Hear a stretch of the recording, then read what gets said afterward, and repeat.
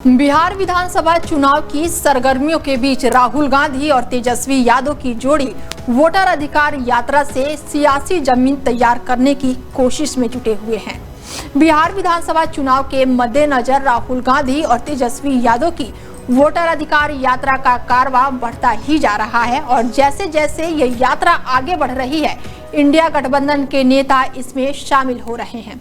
वैसे वैसे राजनीति और भी अब गर्माती हुई चली जा रही है।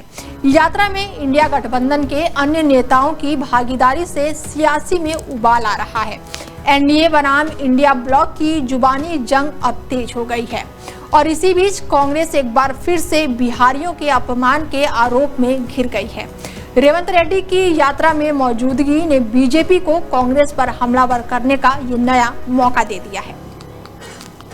सवाल ये है कि क्या एमके स्टालिन की मौजूदगी से कांग्रेस की परेशानी और बढ़ेगी? आइए जानते हैं पूरा मामला। तेलंगाना के मुख्यमंत्री रेवंत रेड्डी का बिहार आना इस समय इंडिया गठबंधन के लिए सिरदर्द बन गया है। वजह है रेवंत रेड्डी का पुराना बयान, जिसमें उन्होंने बिहार के एनडीए को लेकर टिप्पणी की थी।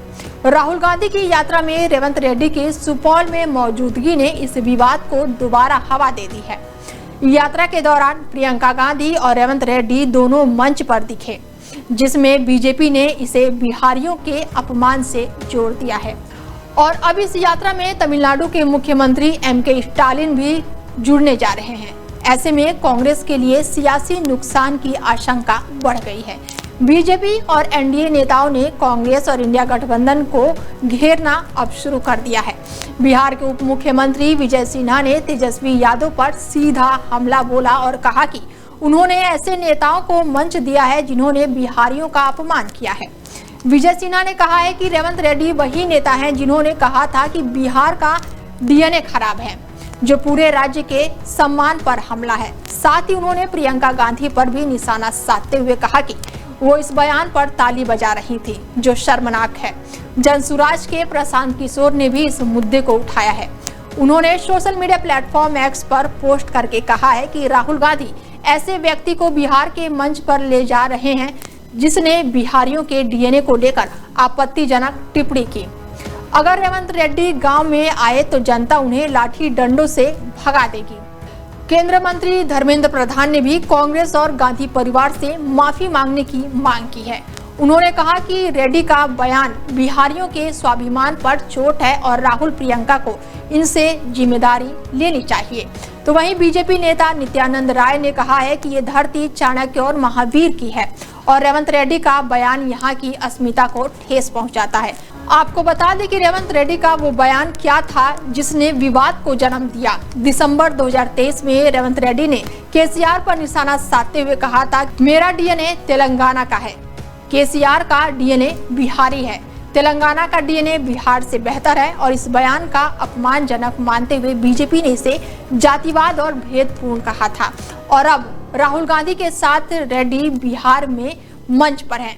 विवाद फिर से ताजा हो गया है और इसी तरह एक पुराना मामला प्रियंका गांधी से भी जुड़ा हुआ है।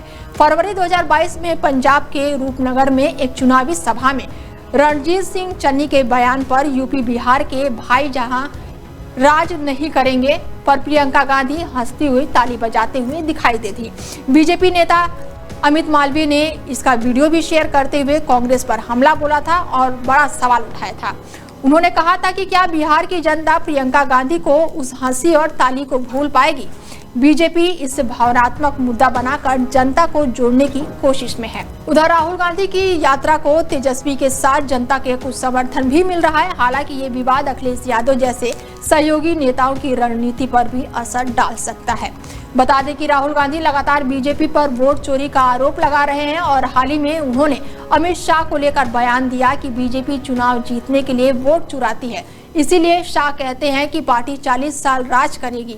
बीजेपी राहुल के बयान का मजाक उड़ा रही है, लेकिन राहुल तेजस्वी की जोड़ी का असर बिहार में दिख भी रहा है।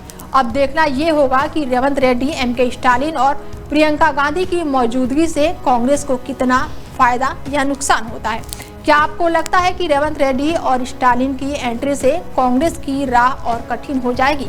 अपनी राय कमेंट करके फिलहाल आप हमें जरूर दें और फिलहाल इन स्टोरी में इतना ही। जुड़े रहिए आप हमारे साथ और देखते रहिए डेली 24 भारत। नमस्कार।